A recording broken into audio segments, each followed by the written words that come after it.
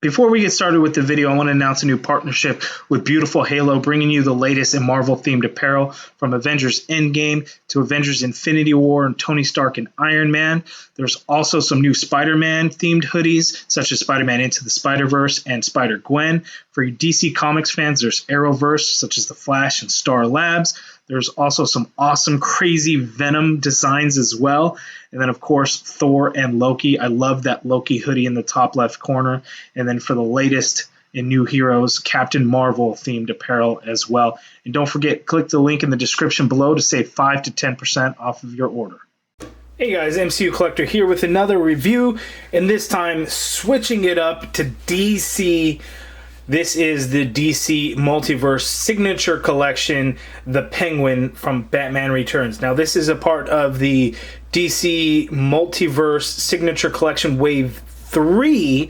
Wave 1 was the Val Kilmer Batman from, I think, Batman Forever, and The Flash from the Flash 90s TV series. Wave 2 would have been the Linda Carter Wonder Woman. Wave 3 we have here the Penguin and the Heath Ledger Joker. So these two make up Wave 3. There is 2 Joker, 1 Penguin per case, only 3 figures per case. So just so you guys are aware. Now, everybody on Instagram has been asking, where can you get them? Where did you get them? I got mine from Entertainment Earth. It looks like the listing is no longer there. They must have pre-sold out or whatever the case may be. I'm not sure. You can pre-order through GameStop. They are $26.99 each. Just go to GameStop and you can search Penguin figure or Joker figure. You'll be able to find them. There are listings on Amazon as well, but they are showing releases out 1 to 3 months. GameStop is saying July. I have my hands on them now. I don't know, but here we are with the review. So I don't actually collect any DC figures. I don't have any. So I can't compare him to any previous Penguin figures. I can't even compare him to a Batman figure, unfortunately. But I do love this movie. In fact, I remember watching Batman Returns on my very first trip to Korea back in 1992. So when the movie was new, I saw it in theaters in Korea. It's just one of those things. I did love this movie. I still love this movie. In fact, I like all the Batman movies, even weirdly enough, Batman Forever and Batman and Robin. But anyway, let's get right to it. I want to check out this figure. I am pretty stoked about it because in the package, this thing looks awesome. He even has a soft goods coat, which I think people can use for other figures and all kinds of things. So I am very excited. Let's get right to it and check it out. So you can see here the package in gold. We see DC Multiverse up at the top here, which you can't see, but it says Signature Collection up there. Penguin, Batman Returns logo there. We get a nice shot of Penguin on the side there. Here on the back, you get the same shot, but you see the 2 figures in the wave. Penguin up in the top corner. All it says is they wouldn't put me on a pedestal, so I'm laying them on a slab. So Danny DeVito, of course, said that in the movie. And then the bio reads, the Penguin plans to destroy Gotham City in his crooked campaign for mayor. Just one thing stands in his way, Batman. And for all you guys interested, there is the UPC. Let's get right to it and open this bad boy up. Alright everyone, here is the Penguin figure out of the package, and you know what? He is a very interesting one because of his body shape and how the figure is really put together. So I'm going to try and be as thorough as I possibly can with this figure and going over everything. Now this is really one of the first and only DC Multiverse figures I've ever even taken out of the package. He's probably the only one, in fact. So some interesting things. So I guess he comes with replacement joints in case you break some of the pegs and stuff. I guess. So that's pretty cool. We get this pretty nice stand. It's not the best looking stand or anything, but I like it because it has a little nameplate on it. So it actually says the Penguin, and then it's got some storage space. So you can actually open this up and you can put in the accessories, you know, like the extra hands that he comes with, that sort of thing. You know, his umbrella, the little blast effect for the umbrella, and you know, the extra little replacement pieces. You can actually put them inside there and it stores them. Whoops, apparently I'm trying to place it back incorrectly. So that is pretty cool that you can do that. So I like that they came with that. Now you wouldn't be able to put his top hat anywhere, but it's really cool. So anyway, let's first take a look at the accessories, then we'll take a look at the figure and try and go over everything about it. Okay, so here are the accessories that it comes with, including, you know, the penguin stand. So again, it's a little bag with replacement parts. It looks like one piece may actually work for the stand, and then some of those pieces may be for some of the other joint pieces and whatnot, like the elbows and knees or something. I'll have to take a look at the figure to really figure out exactly what these are going to be for, because as of yet, I have no idea what they would be good for. So we'll have to go through and kind of go along and see what they'll be good for, because they are not any kind of accessory or anything from like the movie or nothing. So who knows? But anyway, we get this nice top hat. It's just black. There's no additional coloring or anything to it. It's got a bow on the side. It's a fairly hard plastic. You can't really bend it or anything. It's not real pliable, so that's good. Not a whole lot to it. We get this umbrella piece here that's just done in a black color. Oh, I forgot it has the little stand card too. I'll show that here in a little bit. And so not a whole lot to it. The umbrella piece is black. The handle is just brown, like a wooden color. And then the tip of the umbrella is this dark gunmetal color, and with a little hole at the end because you can port in this blast effect, which is pretty cool. So you have this translucent color, and you put it, and you port it into the end of the umbrella piece there, and it has this blast effect. You know how, because you can use it as a gun. I guess I'd have to go back and watch the movie. I don't really remember that. But pretty cool, and it looks like, you know, it's a bullet coming out of there. So actually a nice little effect piece. Not too bad. But the umbrella is very pliable. You wish it would have been a little bit harder plastic, but kind of is with it. So it might get a little warped and stuff. And then he has two additional interchangeable hands. Now these hands are pretty cool because I like that they gave him the webbed you know, I guess his fingers were webbed together, or didn't really have fingers. They were kind of stuck together and clawed, so they actually gave him the hands that represent that from the movie. So that's pretty cool that they did that. So this actually seems like a very quality piece so far from DC, which is sad because we know that they're losing the license, or we don't really know everything, you know, but we know that, you know, Spin Master is supposed to be taking over the collectibles line, so we don't really know what's going on, but Mattel seems to have done a great job with the accessories. Let's take a look at the figure. Okay, so back to the figure, and here's that display card piece. So you just slip it out of the plastic. You got the penguin picture with the Batman Returns logo there, and just on the back says DC Multiverse, but you can actually just port this cardboard piece right into the stand. And so as you were displaying it, you see that he has the penguin. So it's kind of weird. It angles out, so you can see it doesn't stand straight up, and that's because of the weird stand piece that's there. Now, the biggest problem with this stand is that when you port it into his back, and I know that from pictures of the other figures and stuff, when you do that, you know, he's kind of floating there. So just like with this figure, I mean, that's a very weird concept for me. I don't fully understand why the stand would have him floating in the air. You know, it makes sense for flying figures and stuff, and I guess action poses, but it looks very odd. But anyway, let's get real up close to the figure.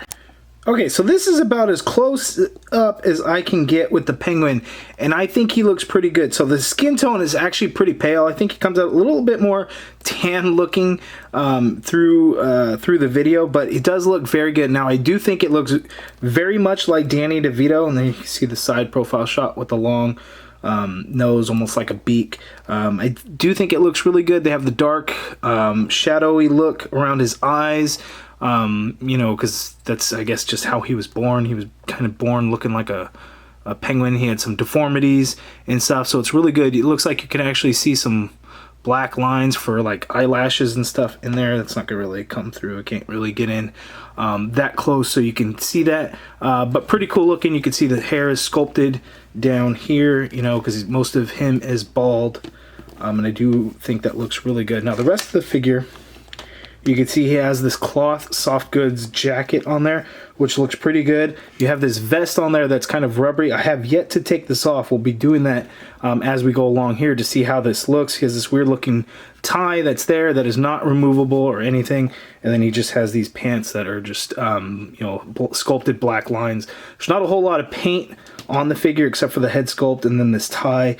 And then you could see like the white of the shirt is probably a little bit more on the neck than it should be. as you can see there because of the collar. So as we kind of look at the figure, we'll take a look and see how all that goes. And to get it on the stand, you have the large port right on the back of the figure there, so you can have him even still wearing the jacket and be able to get him onto that stand. But the jacket, of course, is removable, so you just pull it off like so.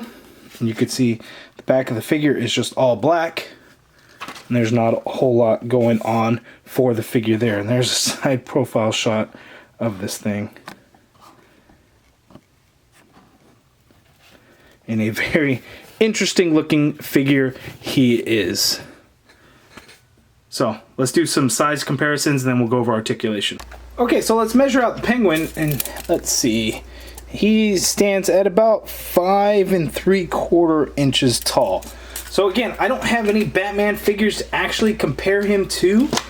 So I guess the next best thing that I have to show a comparison would be another billionaire superhero. So here he is next to Iron Man.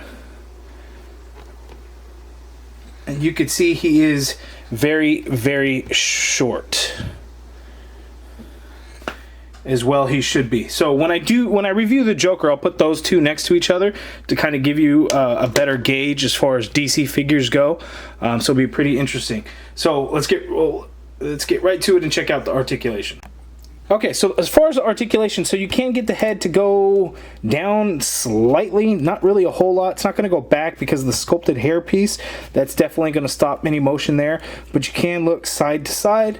There is really no pivot, very little pivot there.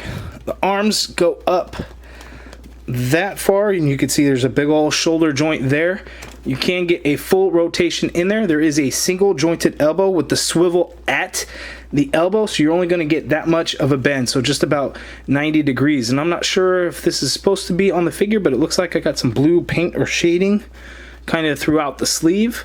That might just be on mine, or if I recall, that's kind of a look that he has because his shirt looks kind of dirty, I think, in the movie. Again, I'll have to kind of go through there. The wrists, the hands swivel, and they are hinged. So you get a little bit of motion, not a whole lot of motion in there, but you do get some. Now, the torso is in two separate pieces, and I'll take that vest off soon, but you can get a full rotation basically at the waist there. It's also kind of a diaphragm joint, so you get a little bit of side-to-side motion, not a whole lot. Can move it back ever so slightly, can move it forward a little bit, and it looks very odd there. The legs go that far apart, so he can do the splits, surprisingly enough. Leg can kick out that far forward, which is actually pretty good. Back ever so slightly, not a whole lot. There's an upper thigh cut there.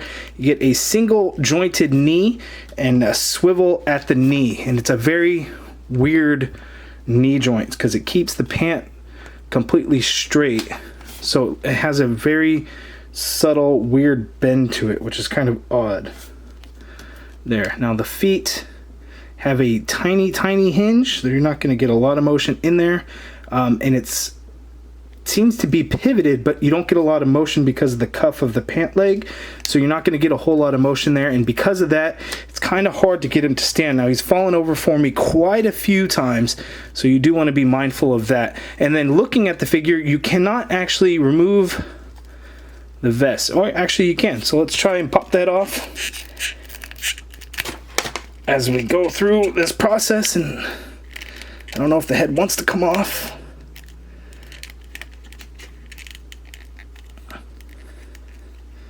Yeah, may have to try that off camera. Let's see how it works out for me. Fingers crossed I don't break it.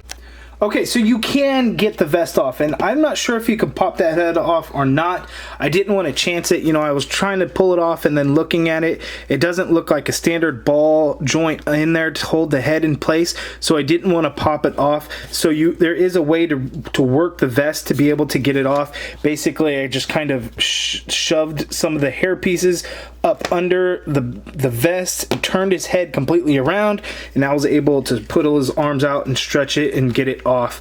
If you warm it up, it'll definitely be easier, but it can be done. Now, one thing to note is that the sleeves are almost a grayish color with a little bit of that blue wash in there, so it's not a color match to his actual shirt here on the figures, whereas the shirt is an actual white color. It is not the same and will look very weird, but here you could see kind of better how the articulation works. So the figure just looks very, very odd without the vest, so I think you should keep the vest on, but you can remove it if you absolutely wanted to, because it just looks really, really weird. And you can see kind of how that diaphragm joint piece is. It's just kind of odd. But again, the body shape of the figure is very accurate to the movie, so I like that they actually did it this way.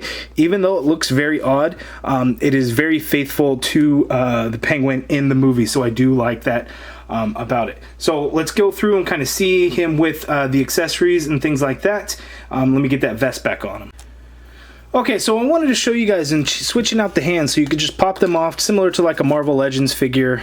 Very easy to do, and then you could just pop them right back on. So you can have kind of the holding hand. So if you wanted, he can actually hold the umbrella. You can work it in. So you can hold the umbrella like so, and make it look like he's actually shooting from the umbrella. Now again, it's very pliable plastic, so it's probably gonna fall down there. And the top hat doesn't really, you can't really force it on, it just kind of sits there and falls off pretty easily, so that's a little unfortunate. I would have rather the head or the hat just kind of sit on there a little bit tighter, so if maybe you kind of push it down onto his head a little bit more and get it to stay, but it's really not the case. So it will fall off very easily, and you can see it's already bowing down for the umbrella. But you can have him, you can actually use it to help prop him up, because he actually does have kind of a hard time standing. Now, getting back to this stand, because I figured out what these extra pieces are for, and you guys probably already knew this, but I did not. So it actually comes with pieces, so you can convert this stand. You can actually take this flight piece off, and then you can plug it in with this piece here. So instead of the flight pose, which makes no sense for a character like the Penguin, of course, you can use these yellow tabs, and you can actually place them onto the stand like so.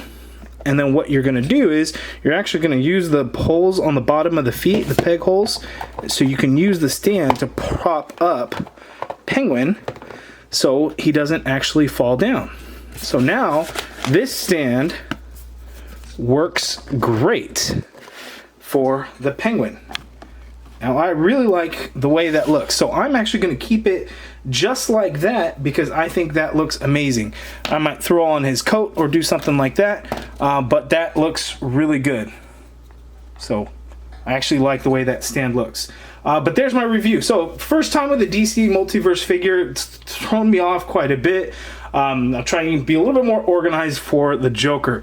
But that's my review. If you guys have any questions, let me know down in the comments below. Hit that thumbs up if you guys liked the video. Subscribe if you haven't already done so. And as always, thank you for watching.